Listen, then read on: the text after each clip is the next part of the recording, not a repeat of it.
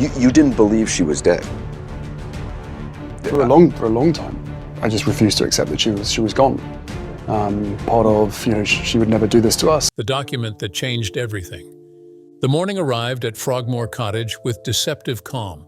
Prince Harry stood by the window overlooking the misty gardens, a cup of tea cooling in his hands, unaware that within minutes his entire understanding of identity would fracture.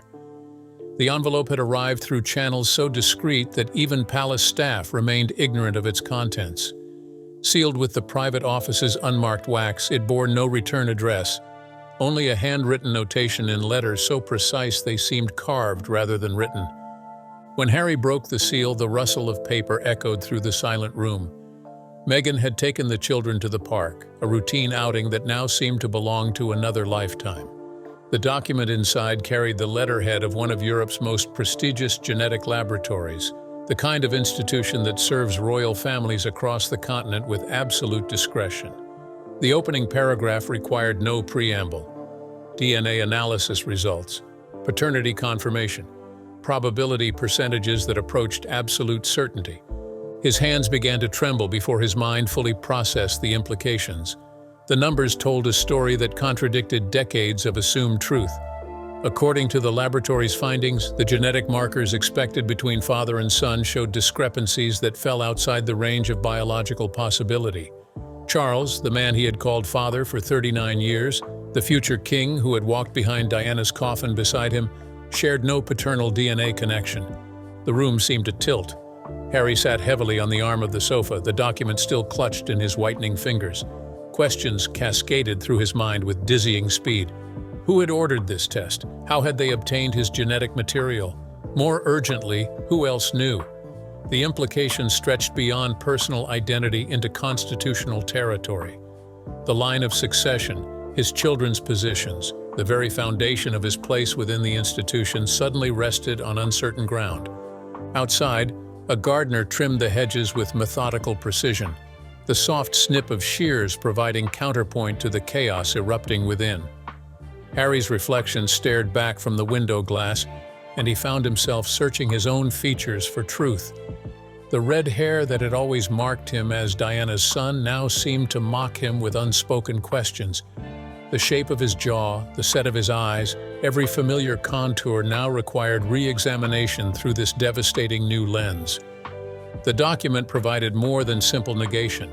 Attached pages detailed methodology, chain of custody protocols, and comparison analyses performed with scientific rigor that left no room for error.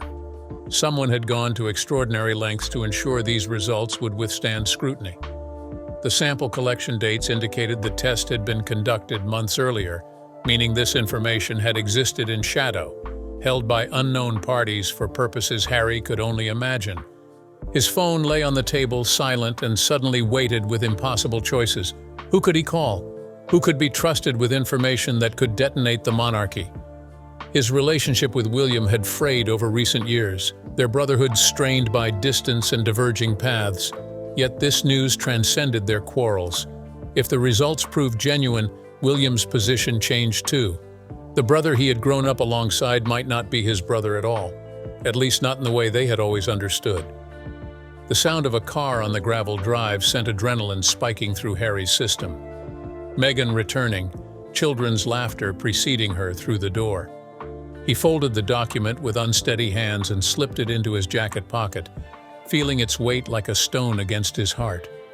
The mask he had learned to wear during years of public service settled over his features, but inside, foundations crumbled.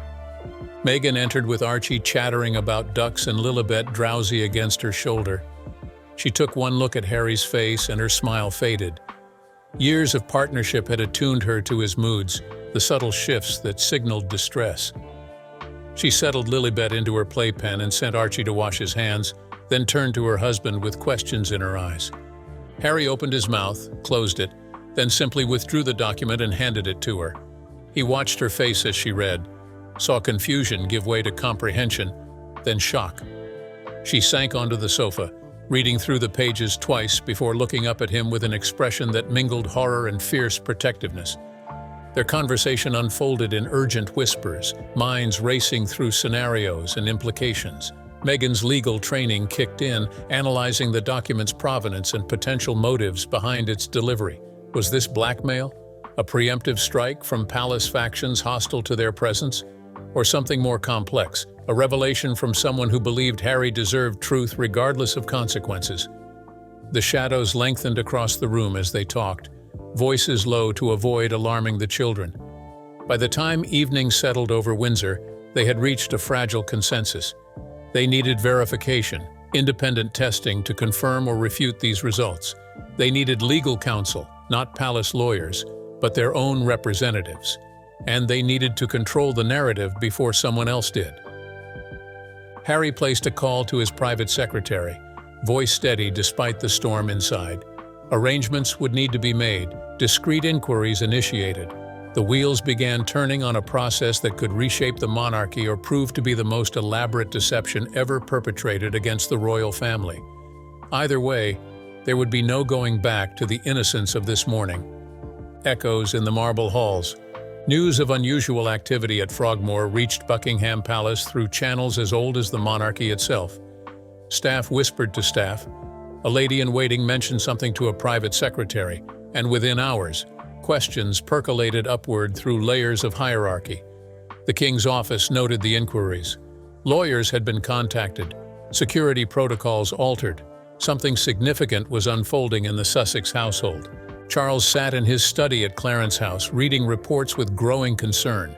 His relationship with Harry had endured years of strain, from the Oprah interview to the memoir that laid bare family grievances.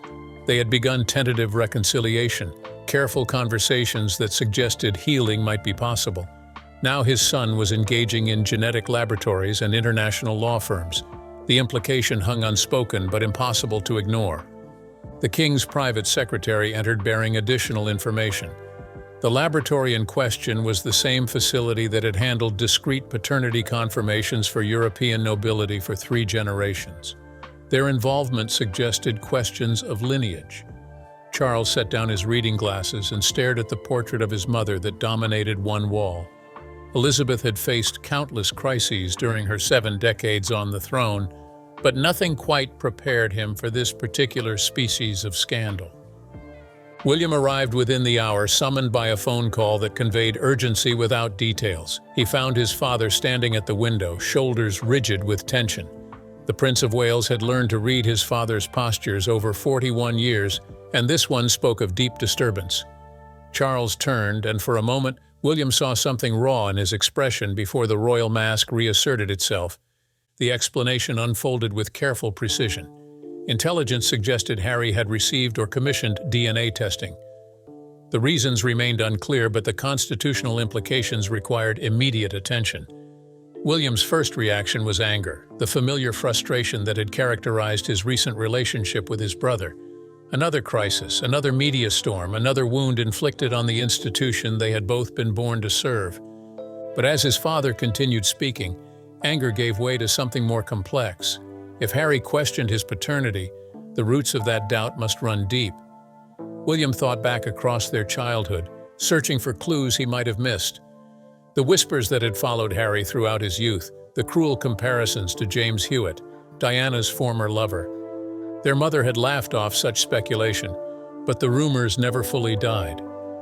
Charles spoke with unexpected emotion about the day Harry was born, how he had held his second son and felt overwhelming love. Biology might be tested in laboratories, but fatherhood transcended genetic markers. Yet even as he spoke these words, uncertainty flickered in his eyes. The king understood better than most how palace life obscured as much as it revealed. Secrets nested within secrets, and truth often remained elusive even to those at the center of events. The meeting expanded to include the king's closest advisors, each sworn to absolute confidentiality. Constitutional experts were consulted through intermediaries. Careful questions posed about hypothetical scenarios. If a prince discovered he was not biologically descended from the monarch, what followed? The answer proved complex. Legitimacy in royal terms derived from multiple sources, not solely bloodline. The Act of Settlement, the laws of succession, the very architecture of constitutional monarchy contained provisions and precedents that might apply. Meanwhile, at Windsor Castle, Queen Camilla received her own briefing. Her relationship with Harry had always been complicated, marked by the long shadow of Diana and the restructured family dynamics following her marriage to Charles. Now she found herself positioned as a potential mediator, perhaps one of the few family members who could approach this crisis without decades of entangled history clouding judgment.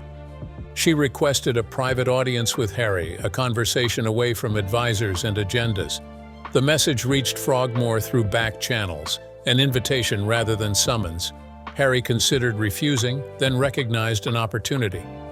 Camilla had survived her own trial by public opinion, had endured hatred and emerged with dignity intact. If anyone might understand the complexities of identity within royal context, perhaps it was her. They met in the private sitting room at Windsor, late afternoon light slanting through ancient windows. Camilla poured tea with her own hands, a gesture of intimacy that acknowledged the conversation's gravity. She asked about the children first, establishing human connection before approaching the abyss. Then, with characteristic directness, she addressed the situation that had brought them together. Harry found himself talking with unexpected openness about the document, the questions it raised, the fear that accompanied uncertainty about such fundamental aspects of identity. Camilla listened without judgment, occasionally asking questions that suggested she grasped nuances others might miss. She shared her own experience of entering the royal family as an outsider, how she had learned that truth within palace walls often wore multiple faces.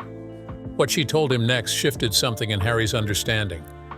Years ago, before William's birth, there had been rumors, whispers about Charles and other women. Palace machinery had suppressed such talk, but Camilla remembered the atmosphere of suspicion that had surrounded the Prince and Princess of Wales, even in early years of marriage. Diana herself had harbored doubts, questions she had shared in confidence with friends. The marriage that produced two princes had been far more complex than public narrative suggested. Harry left that meeting with more questions than answers, but also with unexpected compassion for his father. If Charles had lived with his own uncertainties, his own private griefs about the state of his marriage, then perhaps the document represented shared tragedy rather than simple deception. The pieces of this puzzle extended backward through time, touching wounds that predated Harry's birth. Back at Frogmore, Meghan had been conducting her own research, tracing the document's journey from laboratory to their door. The trail proved deliberately obscured, but patterns emerged. The test had been commissioned through a Swiss legal firm, payment routed through trusts designed to hide beneficial owners. Someone with resources and motivation had set this revelation in motion, but their identity remained shadowed. The weight of crowns and secrets. The private laboratory Harry engaged occupied a discreet building in Geneva, its client list a closely guarded secret spanning European aristocracy and industrial dynasties. Dr. Elizabeth Fournier, who had overseen genetic confirmations for 3 generations of nobles, conducted the verification testing personally. She understood that results would ripple far beyond the individuals involved. Harry provided samples under conditions of extreme security, accompanied by lawyers who documented every step. Meghan stood beside him throughout the process, her presence a reminder of the life they had built beyond palace walls. The testing would require 2 weeks, 14 days, during which they would exist in suspended animation between possible futures. During this interval, Harry made a decision that surprised even himself.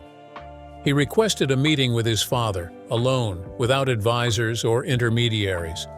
Charles agreed immediately, suggesting Highgrove, the estate where both men found peace away from London's pressures. They had shared good times there, father and son working in gardens, discussing conservation and the natural world that interested them both. The drive through Gloucestershire countryside gave Harry time to organize thoughts that resisted order. He rehearsed opening statements, then abandoned them as inadequate to the moment's weight. When he arrived, Charles waited in the library, the room's warm wood paneling and floor-to-ceiling books providing familiar comfort. They sat in leather chairs that had molded to their shapes over years of use. Charles spoke first, his voice carrying strain beneath measured tones. He talked about Harry's birth, how he had been present for the delivery despite that era's conventions. He described holding his newborn son, counting fingers and toes, feeling the weight of new life in his arms. Whatever laboratory results might indicate, those moments remained real, foundational to how Charles understood himself as a father. Harry listened, then shared his own perspective. The document had arrived unbidden, a grenade lobbed into his life by unknown hands. He had not sought this information, but neither could he ignore it. Identity mattered, truth mattered, even when truth proved painful. He needed to know, not to wound his father or damage the institution, but because living with uncertainty had become impossible. Charles asked about the children, how this might affect Archie and Lilibet. Harry's response came from the heart. They deserved to know their heritage, whatever that heritage proved to be. Secrets had poisoned his mother's life and had created the atmosphere of suspicion and paranoia that contributed to Diana's ultimate tragedy. He would not pass that legacy to another generation. The conversation stretched into evening, two men grappling with questions that transcended their roles as king and prince. Charles revealed things he had never discussed, doubts about his marriage that had emerged even before William's birth. Diana had been so young, barely 20 when they wed, and he had been under enormous pressure to produce heirs. The relationship had been complicated from the start. Love and duty intertwined until neither could be separated from the other. He spoke too about the rumors surrounding Harry's paternity, how they had wounded him deeply not because he believed them, but because they suggested he had failed as a husband and father. Every time tabloids published comparisons to James Hewitt, Charles felt the sting of public humiliation. Yet he had never allowed those whispers to change how he treated Harry. The boy was his son in every way that mattered to him. Harry found himself crying, tears he had suppressed since the document's arrival finally breaking through. Charles moved to embrace him, and they held each other with a desperation that spoke to years of miscommunication and missed connections. Whatever the DNA results revealed, this moment held its own truth. But even as they found tentative peace, the machinery of revelation continued grinding forward. Someone leaked information to the press, carefully anonymized details that suggested major developments within the Sussex household. The Daily Mail ran a speculative piece about renewed tension between Harry and the palace. The Times published an editorial about succession law and biological versus legal legitimacy. Palace communications went into crisis mode, issuing carefully worded statements that neither confirmed nor denied. The media, sensing blood in the water, intensified coverage. Photographers camped outside Frogmore's gates. Helicopters circled overhead, telephoto lenses trained on windows. The privacy Harry and Meghan had fought for evaporated as global attention focused on their family. In this pressure cooker environment, Dr. Fournier completed her analysis. She called Harry personally, her voice professional but not unkind. The results were ready. She could deliver them electronically or they could meet in person. Harry chose to travel to Geneva, feeling he needed to hear this news in a setting removed from England's expectations and judgments. Meghan accompanied him on the private flight, their hands clasped throughout the journey. They said little, having exhausted words during sleepless nights of speculation. Whatever they learned in the next hours would reshape their understanding of Harry's place in the world. The uncertainty was almost preferable to the finality awaiting them.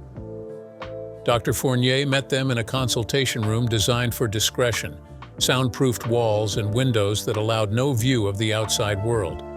She laid the documents on the table between them, multiple pages of genetic analysis that reduced human complexity to sequences of markers and probability calculations. The results contradicted the original document. According to Dr. Fournier's laboratory, employing different testing protocols and comparison samples, Harry showed a clear genetic relationship to Charles. The probability of paternity exceeded 99.9%, the highest certainty modern science could provide. He was, by every biological measure, the king's son. Unraveling the deception. Relief flooded through Harry with physical force, leaving him lightheaded. Meghan gripped his hand as Dr. Fournier walked them through the technical details, explaining how the original document must have been fabricated. The laboratory whose letterhead had been used existed, but they had no record of testing involving the Duke of Sussex. Someone had created an elaborate forgery, complete with fake chain of custody documentation and manufactured results. The question of who and why dominated the flight back to England. Harry's lawyers were already investigating, tracing the document's path backward through the Swiss legal firm that had served as initial cutout. Money trails were being examined, communications intercepted where legal. The perpetrator had covered their tracks skillfully, but no deception proved perfect under sustained scrutiny. Back at Buckingham Palace, the king received news of the verification results with visible relief. He had maintained public composure throughout the crisis, but privately the uncertainty had taken its toll. Charles looked older than his 75 years. The strain of recent weeks etched into lines around his eyes. William, informed immediately after his father, responded with characteristic intensity. Someone had attacked his family with sophisticated psychological warfare. He wanted them found and held accountable. The investigation began revealing patterns that pointed toward organized effort rather than individual malice. The forged document had required resources, access to genuine laboratory templates, understanding of genetic testing protocols detailed enough to create convincing fiction. Multiple parties must have been involved, funded by someone with significant means and motivation to destabilize the Sussex family, specifically, or the monarchy more broadly. Intelligence services were discreetly engaged, the kind of shadowy organizations that operate in the spaces between official government and royal household. They brought capabilities that transcended normal investigation, access to communications intercepts and financial surveillance that painted a clearer picture. A pattern emerged linking the forgery to a network of individuals associated with tabloid media and certain political factions opposed to monarchy's modern direction. The architect of the scheme, when finally identified, proved to be a former palace staffer dismissed years earlier for selling information to the press. He had nursed his grievance, cultivating contacts among media figures and anti-monarchist activists. The DNA forgery represented his masterwork, a bomb designed to create maximum damage to the institution that had rejected him. But exposure brought new complications. Pursuing legal action meant public trials, testimony that would air the family's private crisis before the world. The forged document would become evidence, its contents scrutinized by the media regardless of its fraudulent nature. The very act of defending against deception would amplify the original lie. Harry and Meghan faced a choice that transcended legal strategy. They could demand prosecution, using the full weight of law and monarchy to punish those responsible. Or they could absorb this wound as they had absorbed others, choosing private knowledge of truth over public vindication. The decision would define how they moved forward, what kind of relationship with the institution remained possible. In a series of family meetings that brought together the King, William, and the Sussexes, they debated options with unusual candor. Charles advocated for discretion, arguing that public trials would inflict damage far exceeding any satisfaction of justice. William initially pushed for prosecution, his protective instincts demanding consequences for those who attacked his family. But as discussions continued, he began to recognize wisdom and restraint. Harry surprised them all by proposing a middle path. Rather than prosecution or silence, he wanted to confront the perpetrator directly, to understand the motivations that drove such elaborate cruelty. Meghan supported this approach, recognizing her husband's need for comprehension rather than mere revenge. The family agreed, arranging a meeting under conditions that protected all parties while allowing for honest exchange. The confrontation took place in an anonymous office space, lawyers present but silent observers. The former staffer, whose name the family agreed to keep private, initially maintained defiant posture.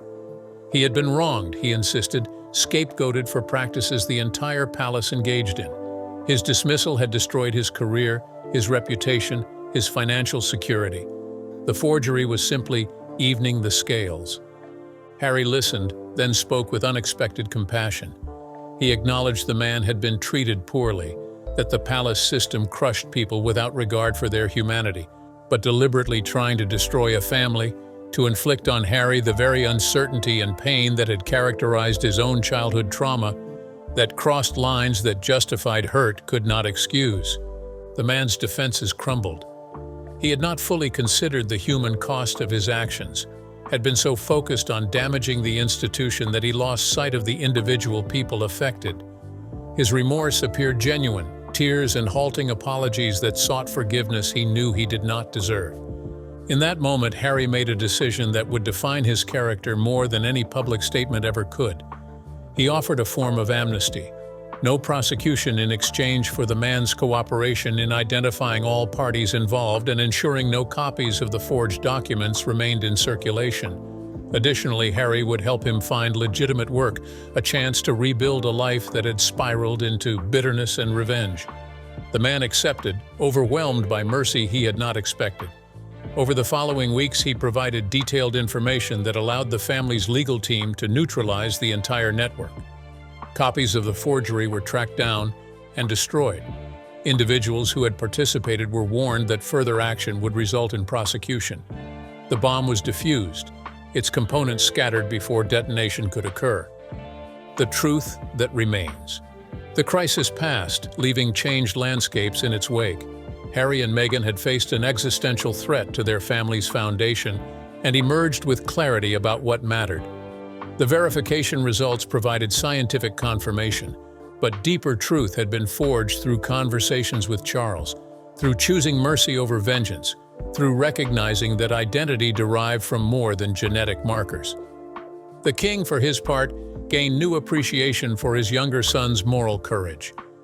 Harry had every right to demand justice, to use this attack as justification for further distancing from the family. Instead, he had chosen a path that required more strength than retribution, extending compassion to someone who had tried to destroy him. Charles saw in this response echoes of Diana, her capacity for empathy even toward those who wronged her. William's relationship with his brother began healing in ways their individual efforts had not achieved. The crisis reminded him that Harry remained family despite disagreements about duty and institutional service. They began speaking regularly, conversations that avoided the fraught topics of their recent past and instead focused on present realities: children growing up, the challenges of parenthood under extraordinary circumstances. The press never learned the full story. Carefully managed leaks suggested the earlier speculation had been baseless. Investigations had found no substance to rumors. The public narrative moved on to other scandals, other crises. Within the family, though, the experience became a watershed, a moment when they chose connection over division. Harry found himself reflecting on the journey from that morning at Frogmore when the envelope arrived at this new equilibrium. The forged document had forced questions about identity that required answering regardless of DNA. Who was he beyond titles and lineage? What values would guide his choices? How did he want his children to understand their place in the world? These questions led to deeper conversations with Meghan about their future. They loved England but recognized that their family's peace required distance from the intensity of royal life. California offered space to raise Archie and Lilibet with privacy, to build careers defined by their values rather than institutional expectations. The decision to make America their primary home, already partially implemented, now became definitive. Yet distance did not mean estrangement. Harry committed to regular visits to ensure his children knew their grandfather, the King, their uncle, the Prince of Wales, their cousins George, Charlotte, and Louis. Family could transcend geography if relationships were tended with intention. He also made peace with his heritage in new ways. The DNA results confirmed biological connection to generations of monarchs stretching back centuries. That lineage carried weight, responsibility to honor the best of that history while acknowledging its flaws. Harry decided to engage more deeply with royal history, to understand the complex humans behind the formal portraits. This research led him to unexpected discoveries about his ancestors, their own struggles with duty and desire, and the personal costs of crown service. He found stories that resonated across centuries, patterns of conflict between individual needs and institutional demands. These historical echoes helped him contextualize his own choices, recognizing he was part of a long tradition of royals who sought authentic lives within or beyond palace walls. The experience also deepened his relationship with his children. Archie, now old enough to ask questions about why their family attracted such attention, received age-appropriate explanations about heritage and history. Harry tried to present the monarchy honestly, neither romanticizing nor denigrating, helping his son understand complexity without burdening him with adult concerns. Lilibet, named for her great-grandmother, the late Queen, represented hope for reconciliation across generations. Charles doted on his granddaughter during visits, the affection between them untainted by the complications that had marked other family relationships. In watching his father with Lilibet, Harry saw the parent Charles had tried to be despite the constraints of his position. Meghan, throughout this journey, had been Harry's anchor and compass. She understood the unique pressures of royal life as an outsider who had experienced them directly. Her perspective helped Harry distinguish between legitimate institutional needs and arbitrary constraints that served no real purpose. Together, they created a partnership that honored both their backgrounds while building something new. As months passed and the crisis receded into managed history, the family found new equilibrium. The king's coronation, which took place months after these events, included Harry in positions of honor that acknowledged his place within the family. He walked in procession beside William, brothers united in supporting their father's moment of sacred duty. The ceremony reminded Harry of what monarchy could represent at its best: tradition in service of continuity and national identity. He might choose a different path for himself, but he could respect what his father and brother preserved. This respect allowed for relationships without requiring agreement about every choice. In quiet moments, Harry sometimes thought about the forged document that had triggered such upheaval. It had been an attack, deliberately designed to wound. Yet in forcing confrontation with fundamental questions of identity and belonging, it had ultimately strengthened rather than weakened his understanding of family and self. The truth that remained transcended genetic markers and laboratory results. Harry was Charles's son in every meaningful sense, shaped by that relationship for better and worse. He was Diana's son too, inheriting her compassion and her complexity. He was William's brother, a bond formed in childhood and tested by adult responsibilities. And he was Archie and Lilibet's father, determined to give them the authentic childhood he had only partially experienced. These truths required no scientific verification, residing instead in lived experience and chosen commitment. The crisis had threatened to destroy them, but ultimately reinforced their reality. Harry moved forward with clarity about who he was and what he valued, ready to build a life honoring both his heritage and his hard-won independence. The palace stands eternal, its stones bearing witness to generations of triumph and scandal. Within those walls, a family continues its ancient dance with duty, privacy forever balanced against public service. Prince Harry's journey reminds us that identity transcends bloodlines, that truth matters less than how we respond to it. In choosing compassion over vengeance, connection over estrangement, he wrote a new chapter in royal history, one defined not by titles but by character.